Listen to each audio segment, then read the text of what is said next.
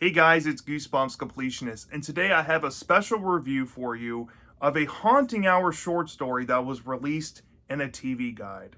Yes, a TV guide. This is not the first time you will see this phenomenon going on. As a matter of fact, the review before this one, which I did for Goosebumps for the Homemade Monster, is a similar situation for this. This Haunting Hour short story came out in October 2007 in the October 22nd through 28 issue. And the story is called A Tasty Halloween Treat. Now, unlike the Goosebumps story that had a cover advertisement of a Goosebumps story being inside, if you look on the cover here, there's absolutely no advertisements of a tasty Halloween treat inside of it. As a matter of fact, if you look on the contents page, there's no mention of a story in it. So this is almost one of those situations where you have to know that this story is in here to even care to own it. But if you're a Haunting Hour fan, this is a cool piece of history because TV Guide reached out to R.L. Stine to write a story for the issue to commemorate a movie coming out around that time known as The Haunting Hour Don't Think About It, which starred Emily Osment. And R.L. Stine submitted this story. And if you're a massive fan of the Haunted Mask or Werewolf Skin, this has a lot of that in its veins. But let me tell you, this is a very short story, and it's also got some problems. But let's get into the plot overview without giving too much away. This one is by far the shortest one I've come across in these TV Guide stories. So bear with me here. This is going to be a very short plot synopsis. So the main character is named Brian, and Brian is excited the day before Halloween because his dad went out and rented him a werewolf costume for the Halloween festivities, and he and his friend Sam are super excited to try on these costumes because they come from like this costume shop called, I think, like Living Costumes or whatever, if that's not a dead giveaway of what that means. And these costumes are like ultra real feeling and all that, and they look scary and cool. And Brian and his friend Sam are super excited, so they go ahead and try them on, and they agree to meet up somewhere in the neighborhood. But when they put the costumes on after they wear them for a little bit, they start to change into legitimate werewolves, and they go out into the woods, they wander around, they're having so much fun, and they're like, wow, like this is game changing. This is going to be awesome to do on Halloween night. Imagine all the chaos we can do. But Brian freaks out a little bit because while he's a werewolf, he wonders how he's going to be able to turn into a human again. So he goes through this little mini ordeal where he has to figure out how it works. He stands on his hind legs and has to forcibly tug at his face and pull the mask off, which reverts him back to a human. So knowing this is the secret to fix his, I guess, lycanthropy that the costume brings on him, he knows how to go into Halloween the following day. But there's a twist because the following day, the dad reveals to Brian that he wasn't able to keep the werewolf costume for him because when Brian's dad rented the costume from the store, he rented it for one day only, and it was the day before Halloween, so he had to return it the day of Halloween. And because the werewolf one is the most popular, he had to get Brian a bunny costume. And before Brian could protest, he knew there was nothing he can do about it, so he's forced to be a bunny. And as you'd expect, on Halloween, he changes into a bunny, and it's mildly body horror-ish, I would say. Horror-ish, where he's shrunken down to the size of a bunny, and he goes out into the woods to kind of frolic around, and he's trying to make the best of it, but he sees his friend Sam in his werewolf costume, and his friend Sam is kind of eyeballing him in a certain way. And the story ends in kind of like a ironic humor, kind of in a darkish humor way, where Brian may or may not be looked at as food by his friend, and he's trying his best to convince him not to do what he's about to do. And that's essentially what you're going to expect out of a tasty Halloween treat.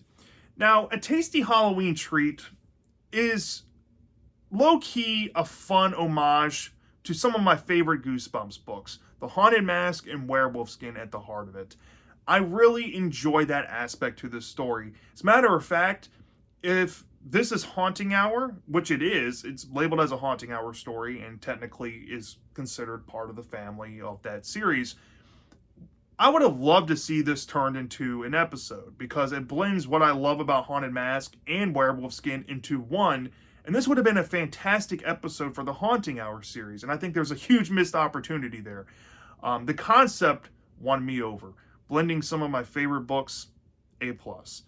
I kind of dig the irony to the story where Brian is so happy that he has like this dream costume only to get it ripped from under him, and he's given a bad situation that he's going to have to overcome in a dark way. And in a lot of ways, this replicates the formula of Goosebumps very well, more so than it does Haunting Hour. And I think it's a fun Goosebumps throwback type of story. It's very short, it's very quick. You don't get a lot of Halloween atmosphere, but it does take place on Halloween, which I think gives it some mild charm. And yeah, it has some pretty decent positives, but the negatives do kind of show with this story. And I'm just going to get them out the way. The first one is the pacing. The pacing on this is pretty atrocious. It's very hit the ground running.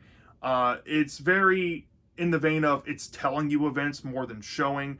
And the fact that this is written by R.L. Stine and he's trying to make best with what he can with this page space here, or I guess the word count that TV Guide ordered for this, you can tell that he's kind of struggling piecing the early portions to the end portions.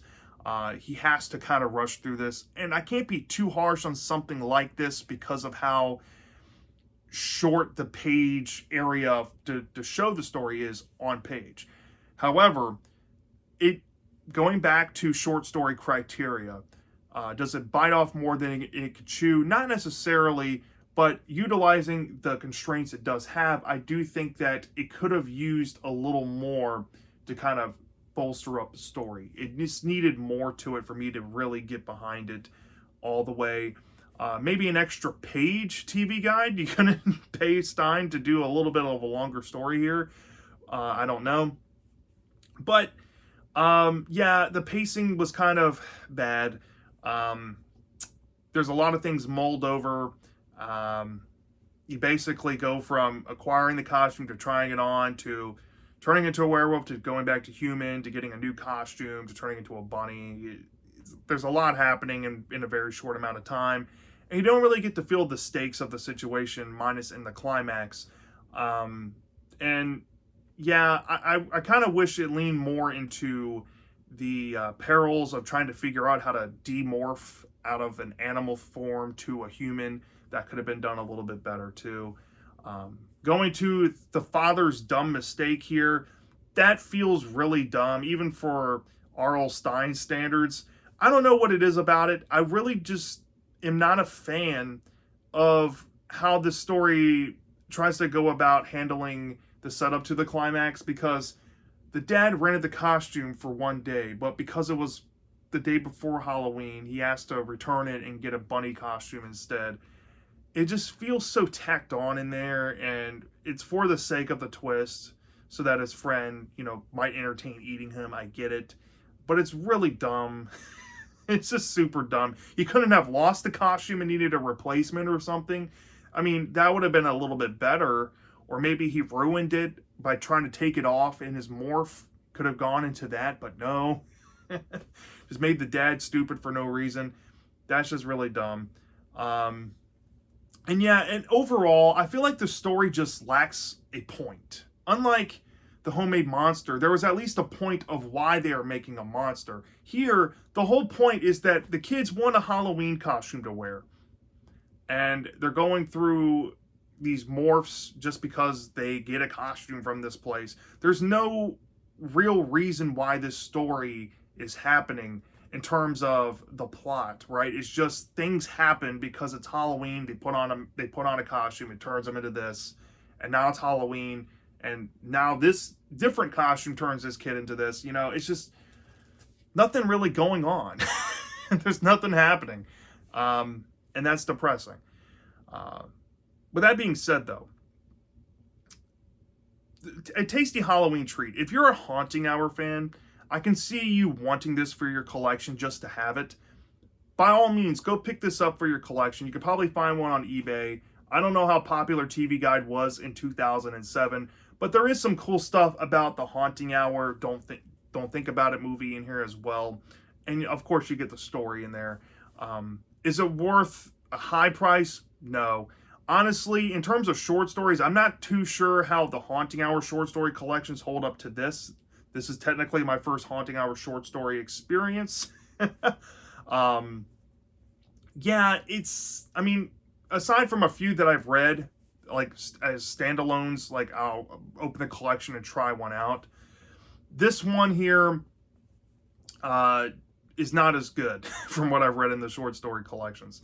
And like I said before, a lot of it has to do with the page space and what it's allowed to do. But it's serviceable nonetheless. I just found it to be okay. And for a short story, being okay is not the worst thing it could be.